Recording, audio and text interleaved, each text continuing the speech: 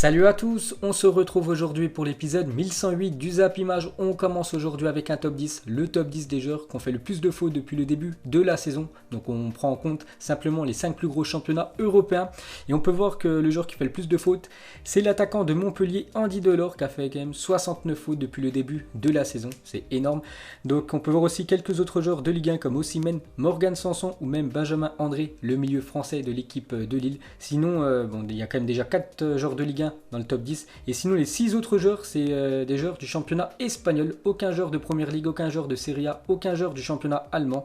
Donc voilà, ce top 10. Ensuite, regardez les capitaines les plus titrés de l'histoire de la Première Ligue. En première position, c'est le défenseur anglais John Terry, légende du côté de Chelsea, qui a quand même gagné 5 fois la Première Ligue. Et les deux autres, avec 4 Première Ligue remportées, c'est Vincent Kompany et Roy Keane. Ensuite, cette fois-ci, regardez le plus d'erreurs individuelles menant à un but cette saison. Donc on peut voir qu'en Première Ligue, il y a beaucoup d'erreurs individuelles qui mènent à un but. Donc une erreur individuelle, ça peut être une passe manquée, un dribble manqué. Après, l'adversaire prend la balle et quelques secondes plus tard, ça mène à un but. Donc en Première Ligue, 105 erreurs individuelles ont mené à un but. C'est énorme. Donc ce qui veut dire en gros, c'est que les joueurs de Première Ligue ne sont pas assez concentrés pendant les matchs. Ensuite, on peut voir que seules 4 équipes n'ont pas concédé le moindre pénalty dans les 5 grands championnats européens cette saison. Donc déjà, le PSG n'a concédé aucun péno. La même chose pour Liverpool, la même chose pour Newcastle. Et pareil pour le Borussia Dortmund. Ensuite, pour continuer avec les stats cette saison, donc une petite piqûre de rappel, vu que certainement les championnats vont reprendre très prochainement. Donc n'oubliez pas que c'est Robert Lewandowski, actuellement le meilleur buteur européen, toute compétition confondue avec 39 buts. Deuxième position ex aequo, Ciro Immobile et l'attaquant français Mbappé. Ensuite, regardez le 11 type de Ligue 1 selon les notes de l'équipe depuis le début de la saison. On peut voir beaucoup de joueurs du Paris Saint-Germain, plutôt logique vu que le PSG domine cette Ligue 1 avec Neymar, Mbappé. On peut voir aussi du Angel Di Maria ou même Marco Verratti. On peut voir aussi l'attaquant de Monaco, Ben Yedder. Ensuite, une déclaration d'une légende de l'AC Milan, Paolo Maldini, qui a quand même fait toute sa carrière du côté du club italien. 25 ans de carrière pour Maldini du côté de l'AC Milan. Et donc il s'est livré sur le pire souvenir de sa carrière. Il a dit l'élimination face à l'Olympique de Marseille en Ligue des Champions en 1991. Quand nous sommes sortis du terrain, il y avait de la confusion, mais nous n'aurions pas dû avoir cette attitude. De toute façon, nous ne méritions pas de gagner. Donc un petit rappel les gars de ce Milan AC Olympique de Marseille en 1991, c'était quand même un quart de finale retour de Ligue des Champions. Donc pour rappel, à l'époque, l'OM de Bernard Tapie avait éliminé l'AC Milan, double tenant du titre. Ils avaient gagné quand même les 2 dernières éditions, l'équipe du Milan. Donc c'était un énorme coup réalisé par les Marseillais. Donc en quart de finale de Ligue des Champions, suite au match aller 1 partout, le retour au Vélodrome avait vu Waddle, donc l'attaquant marseillais, faire la différence 1-0 pour l'Olympique de Marseille avant que les projecteurs du stade ne lâchent. Les joueurs de l'AC Milan avaient quitté le terrain et n'avaient jamais voulu reprendre, avec l'espérance que le match soit rejoué par la suite, ce qui n'a pas été le cas. L'OM gagnera le match par forfait 3-0. Donc voilà ce qui s'est passé. Coupure de courant, donc vu que l'AC Milan perdait, donc ils sont rentrés dans le vestiaire. Après, bien sûr, le courant s'est remis. Ils n'ont pas voulu rejouer le match vu qu'ils perdaient 1-0. Du coup, ils ont perdu le match par forfait. Donc voilà le pire souvenir pour Paolo Maldini. Ensuite, on va parler de Leonardo, le directeur sportif du Paris Saint-Germain, aurait acté le départ d'Alphonse Areola cet été. Il chercherait une doublure à Keylor Navas, le gardien numéro 1 du Paris Saint-Germain, parce qu'Areola, cette saison prêté du côté du Real. Donc le Real va certainement le renvoyer au Paris Saint-Germain lors du futur mercato. Mais le problème, c'est que le PSG n'en veut plus de Areola, donc il devrait quitter le club. Et maintenant, le PSG cherche un gardien numéro 2. Ensuite, on va parler de Samuel Umtiti sur la shortlist du Napoli pour pallier le départ de Kalidou Koulibaly qui devrait quitter l'équipe de Naples et aller du côté du Paris Saint-Germain. Enfin, c'est les dernières rumeurs.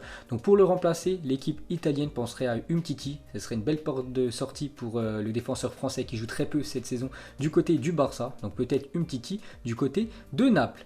Ensuite, pour continuer avec le FC Barcelone, est ouvert à la vente de 9 de ses joueurs cet été d'après le journal AS. Donc 9 joueurs devraient quitter le club cet été. Donc ils sont sur la liste noire, on peut dire.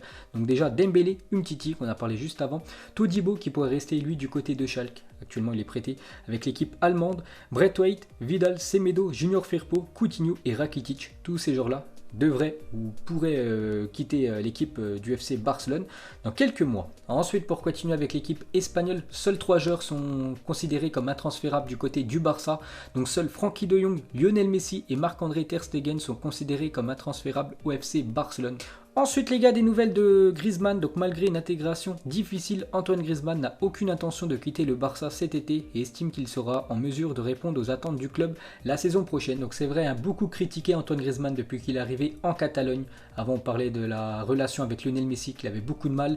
On parle aussi de ses prestations. Donc le joueur dit en gros qu'il veut vraiment confirmer du côté du Barça. Il veut vraiment s'imposer dans cette équipe barcelonaise. Ensuite on va parler d'une équipe elle qui va être vraiment active lors du prochain mercato. C'est l'équipe de Newcastle qui va être rachetée dans les futurs jours par un prince saoudien. Donc selon ESPN FC, Newcastle qui est en passe d'être racheté souhaiterait faire venir Edinson Cavani, 33 ans, lors du prochain mercato. Donc il pourrait passer de Andy Carroll, ancien attaquant de Newcastle, à Edinson Cavani. Donc ça s'annonce très lourd le mercato pour l'équipe anglaise. Et on peut voir aussi des autres rumeurs comme Mertens, l'attaquant de Naples, et aussi Willian en fin de contrat avec l'équipe de Chelsea dans quelques mois. Donc bien sûr, si voilà, tous ces joueurs arrivent du côté de Newcastle, ils pourraient voir leur salaire exploser. Ensuite le FC Barcelone à l'époque de Pep Guardiola, donc ça c'était lors de l'année 2011 où le Barça avait tout raflé, les trophées possibles, que ce soit la Liga, la Copa del Rey, la Ligue des Champions, la Super Coupe d'Europe, la Coupe du Monde des clubs. Ils avaient tout remporté, l'équipe du Barça, c'était en 2011,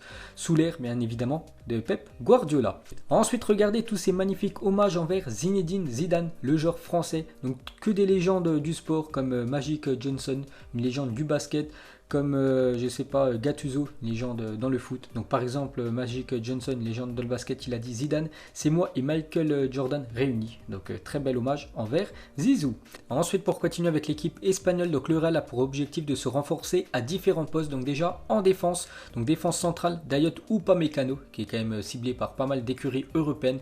Le défenseur français devra aller du côté du Bayern, mais voilà, le Real aimerait s'attacher ses services en milieu avec Pogba, Camavinga ou Fabian Ruiz. Donc parmi ces trois-là, un au moins devrait arriver du côté du Real lors du futur mercato. Et en attaque, il penserait à Haaland parce qu'à Mbappé, c'est très compliqué pour ce mercato 2020.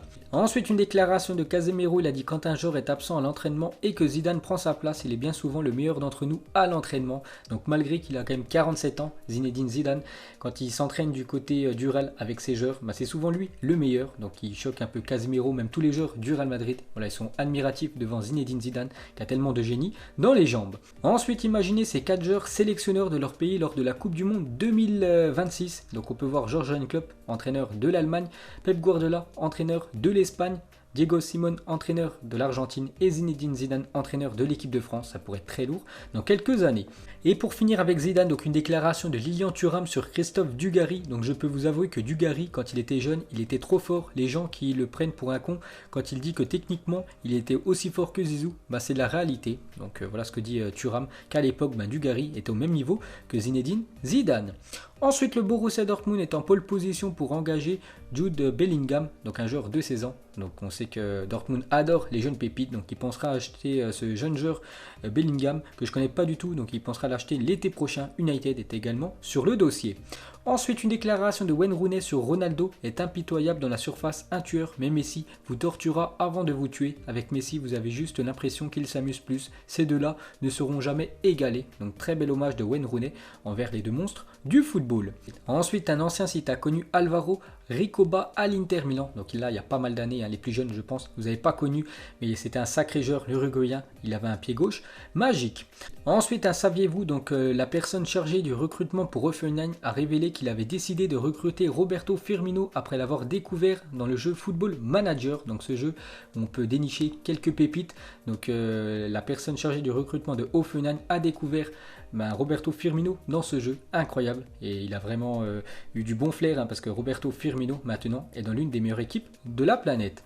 Ensuite, selon la presse britannique, Amazon aimerait acquérir les droits de naming du Tottenham Hotspur Stadium alors que Nike serait également intéressé. Le patron des Spurs, Daniel Levy, réclamerait à peu près 29 millions d'euros par saison pour changer le nom du stade de Tottenham. Donc ça se fait un peu partout maintenant en Europe. Par exemple Lyon, le stade s'appelle le Groupama Stadium. La même chose pour Marseille, l'Orange Vélodrome. Donc Nike et Amazon aimeraient devenir le naming du stade de Tottenham. Donc affaire à suivre parce que c'est aux alentours quand même des 30 millions d'euros qu'il va falloir débourser chaque saison.